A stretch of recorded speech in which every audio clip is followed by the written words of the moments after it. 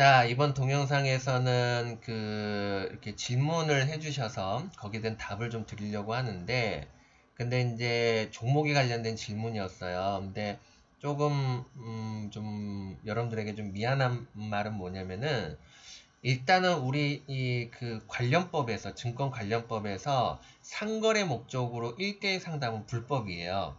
근데 우리는 상거래 하는 거 아니거든. 그죠? 그래서 이제 인과관계로서 대가 없이 상담을 할 수 있고, 뭐, 그러죠. 물론 이제 후원은 그 대가성이 아니잖아요.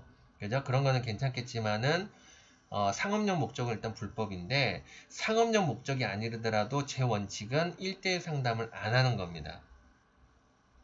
왜 그러냐면은, 말이 많아요. 말이 많아가지고, 그래서 그런 여지를 갖지 않기 위해서, 수십 년째 그 원칙은 지금도 깨고 있지는 않아요. 그죠? 하더라도 그냥 원론적인 이야기, 그죠? 뭐 경험학적인 부분에서 그냥 아니면은 예를 들어서 뭐 이거 알아봐라, 그죠? 요런 식으로 하든지 그렇게 이제 얘기를 하고 있거든요. 그래서 이제 제가 이제 해드릴 수 있는 거는 뭐뭐뭐 알아봐라 뭐 이런 개념이거나 아니면 계산법에 대한 이론적 측면에 대한 이야기들 이렇게 한정 지을 수밖에 없다라는 것을 좀 이해를 해주시면 좋을 것 같아요. 왜냐면 당사자들도 기분 나쁘잖아요. 그죠? 직접 대고 이 기업은 이래서 문제고 저래서 문제다 이렇게 얘기하면 좋은 얘기하면은 좋다 하는데 나쁜 얘기라면은 들고 일어나거든요. 그래서 우리나라 같은 경우는 매도 리포트가 없는 이유가 그 사람들이 문제가 아닌 거고 받아들이는 사람들이 받아들이지 않기 때문에 이 얘기를 못 하는 거예요. 맞습니까? 그래서 여러분들이 잘 공부를 하셔야 돼요. 하셔가지고 여러분 스스로 분석하는 그런 힘을 길러야 된다. 그렇게 좀 이제 얘기를 좀 하도록 하겠습니다. 자, 일단은 궁금한 점은 그거였던 것 같아요. 내 기업이 망하냐 안 망하냐 이런 부분에서 뭐 원론적인 이야기들만 좀 이야기를 하도록 하겠습니다. 자, 일단은 지금 이제 이런 사건이 터지게 되면 제일 먼저 보는 게 뭐냐면은 적자 여부가 아니에요. 왜냐면 주가가 이미 빠져버렸잖아요. 그죠? 그리고 뭐 PBR이 0.3이니 0.08이니 이렇게 빠졌거든요. 외환위기 때도 저는 이거 경험을 못했던 것 같아요. 그래서 이제 제일 먼저 보는 게 적자냐 흑자냐 이걸 보는 게 아니고 망하냐 안 망하냐 이걸 먼저 본단 말이죠. 그랬을 때 이런 이제 위기 형태가 나타났을 때에 과거에 어떤 모습을 취했느냐라고 보면은 일단 제가 뭐 전수조사까지는 안 했겠지만은 이제 적지 않은 기업들을 분석하면서 경험학적인 부분에서 놓고 보면 미국의 서브프라임이라든지 유로존 사태 때 멀쩡했던 기업이 순식간에 그 사건으로 인해서 망한 케이스를 전 본 적이 없어요. 키코 사건을 빼고 횡령배임한 거 빼고요. 키코 사건과 횡령배임을 빼고는 불과 짧은 시간 내에 멀쩡했던 기업이 순식간에 망하는 케이스는 제가 본 적이 없어요. 왜 그러냐면 성간주의 의무라는 게 있어요. 성간주의 의무가 뭐냐면 기업의 리스크를 해야 되는 경영자의 어떤 그게 있어요. 예를 들자면 그런 거 있잖아요. 뭐 인생은 한 방이니 어쩌니 그래갖고 뭐 몰빵을 한다든지 이거는 이제 쉽게 하면 성간주의 의무 위반을 한 거거든요. 범법행위입니다. 쉽게 얘기하면. 그죠? 범법행위예요. 근데 우리나라는 그거에 대해서 이제 뭐 이렇게 처벌받거나 그런 걸 보진 못했는데 그건 입증을 해야 되니까. 하지만은 분명히 개념적으로는 그래요. 그죠? 그래서 이제, 그래서 그런지 모르겠지만, 멀쩡했던 기업이 단시간 내에 망했던 케이스는 키코 사건과 그 다음에 횡령배임 사건 외에는 전 본 적이 없어요. 이거는 그 사건 때문에 망한 게 아니잖아요. 물론 이제 키코 사건에 대해서는 논란이 좀 있습니다. 키코 사건까지 설명하면 좀 시간이 좀 많이 가니까 궁금하시면 나중에 이제 요청하시면은 키코 사건에 대해서 간단하게 얘기해 드릴 수는 있어요. 자, 하여튼 그래서 그거를 빼고는 그런 적이 없다. 제 경험상으로는. 이제 시름시름 앓다가 망할 수는 있겠죠. 그죠? 그래서 이제 제일 먼저 보는 것이 이제 망하냐 안 망하냐. 그거를 이제 보는 건데요. 그러면 이제 그 망하냐 안 망하냐라는 부분에서는 이제 부채와 이런 관계들을 보겠죠. 그랬을 때 이제 순자산형 기업에 대한 케이스 하나 하고요. 그 다음에 여러분들이 질문했던 이제 여행업에 이제 관련돼 갖고 좀 이렇게 좀 볼게요. 자, 일단은 이제 왜 이런 상황이 되면은 이제 뭐부터 생기냐 그러면은 담보력이 상실을 하게 돼요. 왜냐면 기업들은 이 그 금융자산을 끼고 있잖아요. 특히 이제 신생기업 말고 이제 나름대로 업력이 있고 성장했던 기업들은 금융자산을 갖고 그 금융자산을 담보로 레버리지 경영들을 하거든요. 그러겠죠. 그런데 지금처럼 이렇게 금융자산이 엎어져 버리면 자산 실체성이 사라져 버리잖아요. 그러면 자산 실체성이 사라지는 상태에서 만기가 돌아오면 어떻게 되겠어요? 담보를 충당시키라고 요구가 들어오겠죠. 이때에 담보를 충당시킬 수 없게 되면 어떻게 되겠어요? 상환이 들어올 거 아니야. 부채 연장이 안 될 거 아닙니까? 그죠? 그런 상태에서 이것도 없고 매출도 없고 여유자산도 없으면 그냥 파산이지 뭐. 그런 개념이라고 보는 건데, 그래서 이제 그 관계를 보는 거죠. 자산 형태를 보고. 그랬을 때 이 기업은 순자산형 기업인데요. 보시면은 이 부채 총액을 그냥 액면가로 놓고 보면은 500억, 400억이잖아요. 근데 이 50억은 그거 충당금이에요. 뭐 임금 뭐 이런 충당금이었고 여기에서도 이제 그 340억 중에서도 이제 매입 채무가 이제 주를 이루고 있습니다. 금융부채는 많지는 않지만 그래도 부채니까. 그래서 보면은 400억이잖아요. 그죠? 근데 이 400억을 보시면 자산을 보시면은 매출 채권이 400억이 넘는 데다가 금융자산 400억이 넘 300억대가 되고 현금 자산도 200억이니까 실질적으로 이 매출 채권이 뭐 이 회사는 이제 그 우량한 그 기업의 고객사를 갖고 있으니까 문제는 안 되지만은 뭐 예를 들어서 매출 채권은 할인율을 계산해 가지고 좀 빼주고 금융자산도 지금 주가가 떨어졌으니까 그만큼 깎아주고 어쩌고 저쩌고 해도 실질적으로 이 기업은 순자산형 기업이죠. 그죠? 그러니까 이 기업은 1년 정도 적자 본다고 그래서 망하거나 하는 그런 전혀 그런 게 없죠. 그죠? 그래서 이런 케이스가 하나가 있을 수 있어요. 그 다음에 이제 또 우리가 물어봤던 이제 여행업에 대해서 좀 보면은, 참 이게 얘기하기가 좀 그래요. 기분 나쁠 거 아니야. 보는 사람들은. 그죠?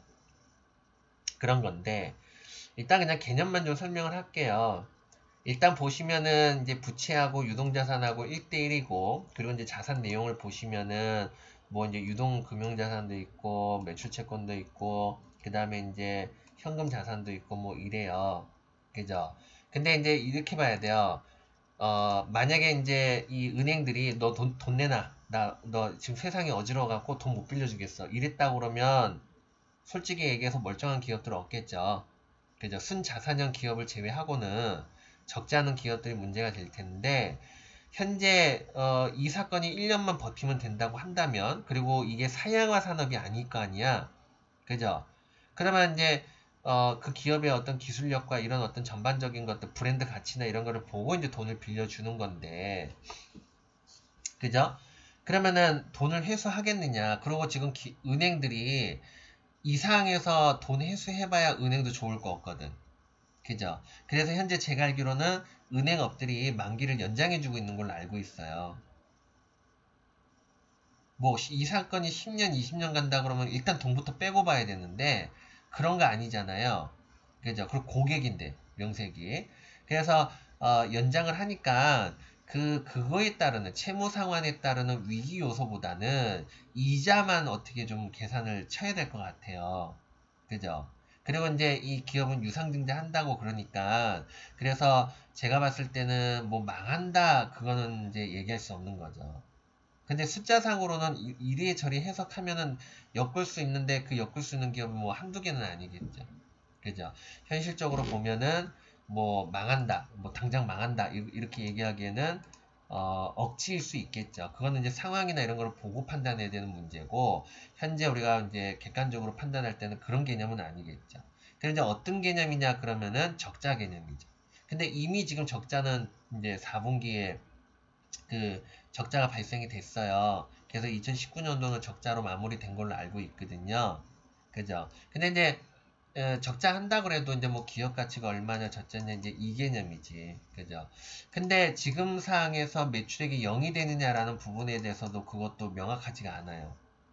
아무리 여행업이라 하더라도 왜 그러냐면 여행을 가고 있는 거 알고 있거든요. 제가요. 옛날보다 많이 줄었겠지만 그래서 여행을 가는 사람이 있는 걸로 알고 있고요. 또 해외에서는 문 걸어 잠가서 이제 해외여행 못 간다 그러면 국내 여행도 있잖아요. 그죠? 그래서 이제 이런 것들도 좀 따져봐야 되는데 만약에 예를 들어서 매출액이 0원이다 라고 한다면 뭘 따져야 되겠어요? 고정 비용이죠. 그렇죠? 일을 안 해도 나가는 돈이 얼마냐. 그게 이제 고스란히 적자로 잡히는 거거든요. 근데 만약에 그 적자가 자산 가치를 넘어가 버리면 어떻게 되겠어요? 망하는 거고. 안 넘어가면 기업 가치가 깎이는 개념이 되겠죠. 그래서 그 고정 비용을 계산을 하면 돼요. 근데 얘가 지금 인건비가 1900대잖아요. 거짓 2000억대잖아요. 그죠? 그리고 이제 뭐 감가상각비 요거 계산하면 2000억대죠. 그 다음에 이자 비용이 한 100억대 정도 된다고 치면 2000 한 1, 200억 정도가 되거든요. 그죠? 그러면 현재 이제 자기 자본이 2300억이니까 2100억대의 규모다로 그러면은 조금 타격이 좀 크기는 하겠죠. 타격이 크겠지만은 매출액이 0이 되는 건 아닐 거 아니에요. 그죠? 그 이제 이래저래 계산을 해보면 뭐 이제 가치가 얼마고 저쩌고 이런 계산들이 나올 수가 있는 거죠. 그리고 나서 얘는 이제 증자를 한다고 그러면은 증자에 따르는 자본잉여금이 발생이 되거든요. 그죠? 이 자본잉여금을 추후에 잉여금으로 돌리는 계산까지 계산을 해줘야 돼요. 현재 이미 지금 유상증자는 3월 달에 진행을 하는 걸로 알고 있어요. 여기 보면 제3자 해가지고 1347억이 이렇게 좀 되니까, 그래서 얘가 부도나거나 그럴 가능성은 없죠. 그죠? 증자하는데, 그죠? 그래서 이제 그건 없고, 적자는 불가피하고, 이거는 어떤 기업이든 자유로울 수 없는 그런 구조를 갖고 있으니까. 그래서 여러분들이 이제 요거 생각할 것은 뭐냐면, 이 사건이 길게 가냐, 안 가냐, 그리고 짧게 갔을 때 이후에 이제 복원이 되느냐, 안 되느냐, 이거 생각해 주시고요. 그렇게 하면 되지. 그죠? 그래서 지금에서는 부도가 날 수 있는 요건은 아니다. 근데 이제 좀 걱정되는 건 뭐냐면 고정 비용이 좀 높죠. 그래서 매출액이 없다 그러면은 고스란히 두드러 맞는 부분이 있고, 그렇게 되면 이제 체력이 약해지죠. 체력이 약해지는 상황에서 뭐 또 뭐 일본 뭐 사드가 어쩌고 막 이러면 또 이제 그러긴 하지. 이제 얘가 잘 나가다가 약간 이제 억제된 게 이제 계속 터져가지고 그래. 정치적 문제에 여행업의 연관성이 터져가지고 좀 체력이 떨어졌다고 보는 건데, 그래서 이제 그 추후에 대한 부분에 따라서 좀 달라질 수는 있겠죠. 그러나 그것만 제외한다면 여행 산업은 앞으로도 좀 이렇게 비전이 좀 있다 이렇게 좀 봐요. 있는데 이 하나투어가 좀 외형을 좀 요 몇 년 사이에 사업 확장한다고 막 확대를 했거든요. 그래서 이거 투자하시는 분들은 그 내용들을 좀 더 살펴보셔야 될 것 같아요. 그 사업이 이제 좀 잘 될까 안 될까 이런 부분들을 종합적으로 좀 따져서 보시면 될 것 같고요. 그 다음에 이제 투자 시대에 이제 주의할 점이 뭐냐면, 많은 것들이 있을 수 있는데 그 중에 하나가 있습니다. 뭐냐면, 예전에 제가 이제 톡방을 운영할 때, 이제 하다가 안 하다가 하다가 안 하다 그래요. 이제 힘드니까. 먹고 사는 게 문제인데, 뭐 그거 한다고 돈 주는 거 아니잖아요.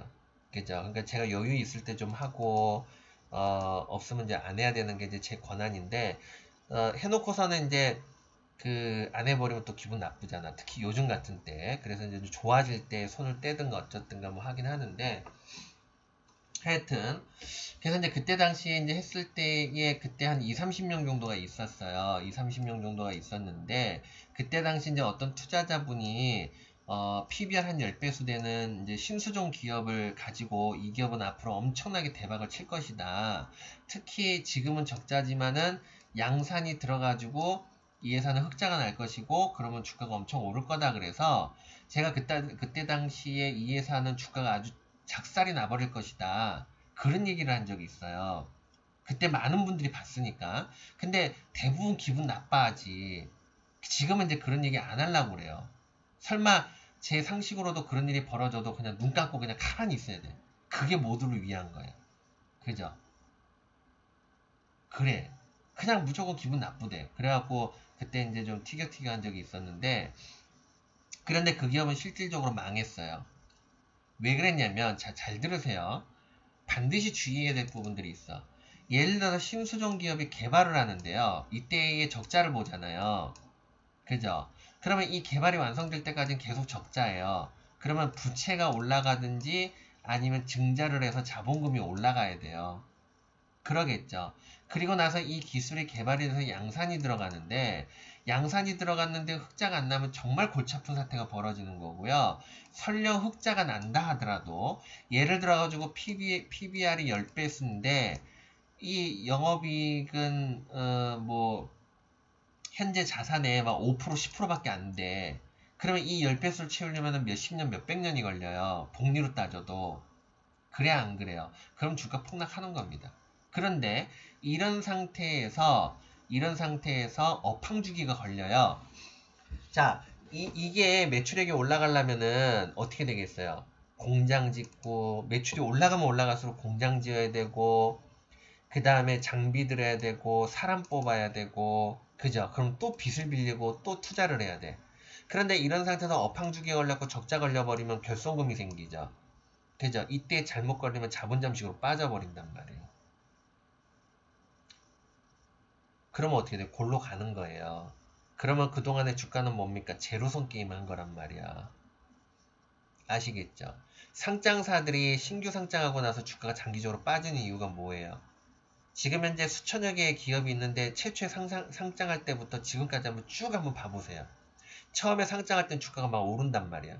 그리고 나서 어떻게 돼? 폭락을 한다고. 왜 그러겠어요? 다 이런 원리를 갖고 있기 때문이에요. 아시겠습니까? 근데 이걸 계산할 줄 모르니까 그냥 막 좋다 그러니까 이제 벌떼처럼 들어가서 결국엔 뭡니까? 폭탄 돌리기죠? 그래서 주식이라는 것은 싸게 사서 비싸게 파는 건데요.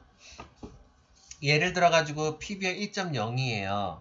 이걸 우리는 장부상 가치, 현재 가치라고 이야기를 하고요. 이걸 넘어서는 것부터는 미래 가치란 말이야. 그럼 내가 PBR 2.0이면 예상되는 EPS 증가율이나 이런 계산을 해서 2.0까지 들어오는데 몇 년이 걸릴 것인가를 계산을 하셔야 돼요.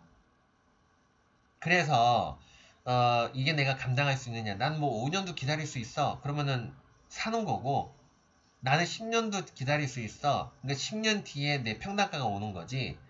그러면 사는 거예요. 근데 그게 아니라고 그러면 상당히 위험해지는 거죠. 그때부터는. 참 안타까운 현실이 뭐냐면 마스크가 예를 들어서 대박을 치잖아요. 좋아요. 무조건 사야 돼요. 근데 이게 버블이 되잖아요. 그럼 마스크를 만들기 위해서 뒤에서 보조하는 애들도 수혜주가 되겠죠? 걔네들을 사야 되잖아요. 안 사. 그냥 무조건 마스크 관련주에 막 사는 거예요. 그러면 어떻게 되겠어? 누군가는 제로섬 게임을 해야 된다는 얘기가 되는 거예요. 그래서 이런 이제 종합적인 어떤 판단들이 있어야 되는데 뭐 어떤 분들은 무슨 성장주의 가치냐 어쩌냐 이런 대도 않는 소리들을 자꾸 하고 그런단 말이지. 그죠? 이거 말장난 하자는 얘기잖아요. 아니 성장주가 도대체 뭔데? 성장주 정의를 한번 내려보란 말이에요. 성장주가 말 그대로 성장하는 건데 성장에는 매출 성장이 있을 수 있고 이익 성장 이것도 같은 메커니즘이겠죠? 그 다음에 자기 자본 성장이 있을 수 있어요. 근데 주가의 적정성은 최종 목적이 자산 가치예요. 그것을 빨리 해주냐 안 해주냐의 목적이 이건데 그럼 얘도 성장주고요. 매출 성장은 제한적이지만 이 기업이 자산주로서 투자를 잘해가지고 영업의 이익이 증가해서 순이익이 증가할 수도 있는 거고요. 그것도 다 하나의 일종의 성장이고 5% 성장한 것도 성장이고 10% 성장한 것도 성장이야. 다만 고성장주냐 저성장주냐의 차이일 뿐이지 실질적으로 흑자나는 기업은 다 성장주란 말이에요. 그래야 안 그래요? 근데 우리는 뭉뚱그려서 성장주라는 어떤 단어를 어디서 훔쳐갖고 온 건데요. 그래서 물어봤더니 성장주가 뭐냐고 물어봤더니 신수종 산업이라는 거야. 신기술을 가지고 있고 그래서 이 기업은 앞으로 성장할 수밖에 없기 때문에 성장주다 이런 식으로 갖다 붙여놓은 거예요. 지금 시대의 성장주가 그죠? 그러면은 이게 무슨 일을 일으키냐면 우리가 이 성장주라는 개념을 구체적으로 알지도 못하면서 그냥 성장주라고 이렇게 계속 1 더하기 1은 2다 그러면 아 신수종은 그냥 무조건 성장주 이렇게 돼버리고 이렇게 돼버리니까 주가가 얼마가 비싸든 말든 상관이 없는 거야. 성장주니까 그냥 막 사야 돼. 이런 식의 초보적인 아주 이야기들 자꾸 장난을 친단 말이야. 근데 우리가 외환위기 때에 IT가 성장주였겠죠. 그때 무수히 많은 벤처 기업들이 덤벼들었어요. 그래서 그때 당시에 벤처 붐이 벌어졌잖아요. 버블이 벌어졌다고. IT 벤처가. 그죠? 그때도 그랬겠지. 성장주라고. 근데 어떻게 됐어요? 상당수의 기업들이 망했죠. 망하고 극히 소수만 살아남았거든요. 그럼 왜 걔네들은 성장을 안 했나? 그때 당시에 단 한 푼의 흑자도 내지도 못하고 망한 기업이 한둘이 아니거든요. 그때는 다 논리적으로 설명이 됐지. 신기술이었으니까. 그런 식으로 따지면은 전기차도 100년 걸렸거든요. 무선통신도 100년 걸렸고요. 그잖아요. 그래요. 이게 말 한마디에 지금 이상한 문화가 만들어지고 있는 거지. 그래서 지금 흑자 보고 성장하는 기업은 주가가 계속 빠지고, 적자 보는데도 그냥 뭐 이래라 저래라 계속 오르고. 그 다음에 이제 기업들이 증자를 해요. 적자인데 증자를 해요. 그러면은 자본잉여금이 쌓이거든요. 자본잉여금을 이익잉여금으로 돌려버리면 흑자로 둔갑해버리는 거예요. 이런 식으로 유지를 하면서 가는 건데 그냥 앞만 보면은 성장주로 착각을 해버리는 거죠. 근데 결국에는 이 기업은 주주들에게 돈 한 푼도 쥐어주지 않고, 그죠? 그래서 망하면 결국에는 제로섬 게임을 하게 되는 겁니다. 그래서 원래 원칙적으로는 흑자형 기업의 주가가 PBR 1.0 이상은 유지해야 돼요. 왜? 흑자기 때문에. 그게 맞는 거고, 그러고 나서 이제 뭐 부실 기업이니 어쩌니 뭐 이런 기업들이 그 다음 순으로 넘어가야 되는 건데, 우리는 거꾸로 뒤집어져 있어요. 뒤집어짐을 넘어서서 그냥 얘네들은 무조건 땅만 쳐다보고 내려오는 거예요. 왜? 맛집 투어를 해버리니까. 이런 일이 계속 벌어지잖아요. 그러면은 금융위기가 돌아오는 거예요. 연쇄적 파산이 벌어지게 되는 겁니다. 외환위기도 그런 형태로 벌어진 거예요. 그러니까 무슨 얘기냐면 우리는 말 그대로 투자한답시고서는 나라를 아주 박살을 내고 있는 거예요. 그래서 우리나라가 투자가 제대로 안 되고 그러는 거예요. 그러니까는 경제도 어려워지고 그러는 거죠. 아니, 생각을 해보세요. 흑자를 봐도 주가가 계속 빠져. 그러면 어떤 기업이 신기술을 있는데 투자를 해야 되는데 내가 여기다 투자하면 나는 그냥 골로 가는 거야. 그 회사가 돈을 벌어도. 그죠? 기업이 흑자를 보는데 근로자들이 임금 인상 막 해달라고 그러고 성과급 축제를 벌려가지고 회사 돈을 막 가져가는데 주주들한테 돈 한 푼도 안 줘. 그죠? 그리고 주주들한테는 돈 많이 벌면 배당 많이 주겠다 그러고 돈 받아가. 그러고서는 지들이 싹 먹어버려. 그리고 회사가 망해. 그러면 어떻게 돼? 주주는 호구가 되는 거죠. 그렇지 않습니까? 이게 무슨 투자예요? 이러니 누가 투자를 하겠어? 오로지 노동자만 최고인 세상이 돼버리면 그렇다고 노동자가 대접 못 받아야 된다 그런 건 아니에요. 저도 노동자 생활을 해봤고 아주 그지 같은 경영자 밑에서도 일을 해봤어. 그래서 진짜 제대로 된 시장은 노동자와 자본가의 어떤 합리적인 부의 분배예요. 이게 돼야 되는데 우리 세상은 무조건 자본가의 이익만 챙기려고 그러고 무조건 노동자의 이익만 챙기려고 하는 그런 기회주의에 빠져 있는 거예요. 정치가 여기에서 편가르기를 하는 거고. 그죠? 그래서 우리가 이제 이 잘못된 어떤 그 상식과 이런 것들을 바로 잡아가면서 이 투자 시장이 제대로 돌아갈 수 있도록 하게 하는 게 맞는 거지. 그냥 돈 놓고 돈 먹기다. 돈 버는데 무슨 수단과 방법이 있냐? 이런 얘기 하시는 분들이 있어요. 내가 부자가 되려면 시스템을 건들면 안 돼요. 나중에 기회 되면 부의 시스템에 대해서 얘기하겠지만, 난 부자가 되고 싶어. 잘 먹고 잘 살고 싶어. 그죠? 그런데 수단과 방법을 가리지 않고 돈만 벌면 된다. 이 사람들은 부자가 될 자격이 없고요. 사회가 그렇게 돌아가면 말 그대로 주먹 위에 주먹이 있게 되는 거예요. 그죠? 폭력이 만들어진단 말이야. 그럼 내가 부자가 될 수 있을 것 같아요? 폭력 위에 폭력이 있으면 어떻게 돼? 삥 뜯으러 오겠지? 노력도 안 하고. 남의 돈 뺏어 먹으려고 할 거 아니야. 그죠? 그게 무슨 부자 시스템이에요. 안 그렇습니까? 그래서 이런 약탈주의적인 어떤 사고방식의 투자는, 시세매매는 투자입니다. 그죠? 단타매매도 투자긴 투자야. 단지 단타가 나쁘다는 게 아니에요. 어떤 메커니즘으로 어떤 계산법으로 하느냐, 그게 중요한 거지. 시장에는 시세 매매하는 사람도 필요하고 단타 매매하는 사람들도 필요해요. 필요한데 그 수단을 얻기 위해서 어떤 마인드로 행동을 했느냐가 중요한 거야. 그거에서부터 투기냐 아니냐라고 규정되는 거예요. 단타는 투기고 중장기는 투기가 아니다. 이런 논리는 아닌 거예요. 그잖아요. 맞습니까? 그래서 그렇게 이제 구분이 돼야 되는 거예요. 그리고 아무리 단타가 투자라고 하더라도 지금과 같이 수급 갖고 장난치고 이렇게 밀리는 상황에서는 단타를 안 하는 게 예의예요. 그래야 내가 돈을 벌 수가 있어요. 단타에서 돈이 벌려면 주가가 올라가야 돼요. 주가가 내려가면 나는 손실 볼 확률이 급격히 높아지게 돼요. 그러니까 단타도 상승장에서는 하는 거예요. 하락장에서는 힘의 논리로 작동이 되기 때문에 개인 투자자는 무조건 당해요. 그 힘의 논리에 의해서. 아시겠습니까? 그래서 하락방에서 단타를 안 하는 게 예인 거예요.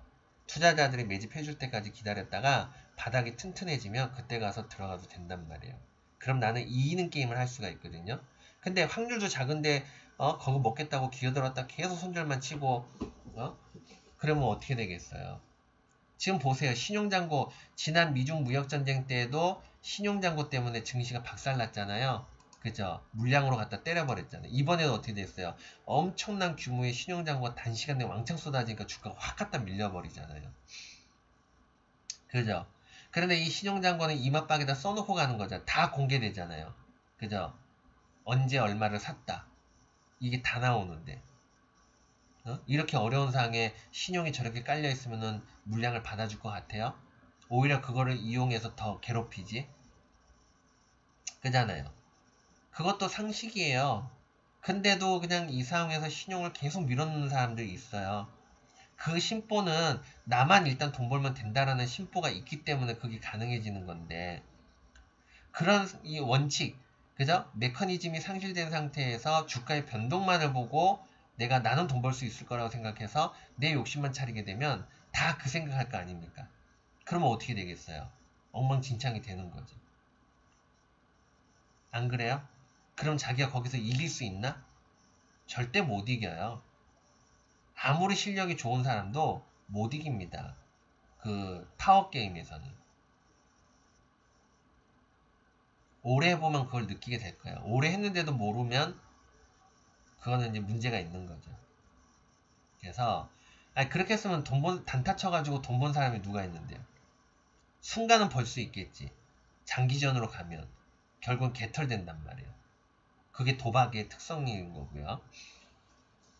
그래서 요거를 좀 명심을 하셔서 좀 노력을 해보시고, 우리가 2000년도 당시에 기간에 도전하는 개미 투자자라는 그런 이제 사이트들이 있었어요. 그리고 그때 당시 그런 운동이 있었지. 그래서 우리도 이번에는 외국인과 기관과 싸워서 이기는 개미 투자자, 한번 그런 역사를 한번 계몽 운동을 여러분 스스로 한번 다시 만들어 보시고, 그래서 이기는 게임을 좀 하자 라는 거니까, 수급 게임으로는 절대 이길 수가 없어요. 그러니까 이 주식시장의 이 메커니즘 논리에 의해서 돌아가야만 여러분들이 돈을 벌 수 있어요. 아시겠죠? 그래서 소액주주 운동도 하고 주주총회 참여도 좀 하시고 그래가지고 이 국난을 좀 극복할 수 있는 그런 기회로 좀 만드셨으면 좋겠습니다.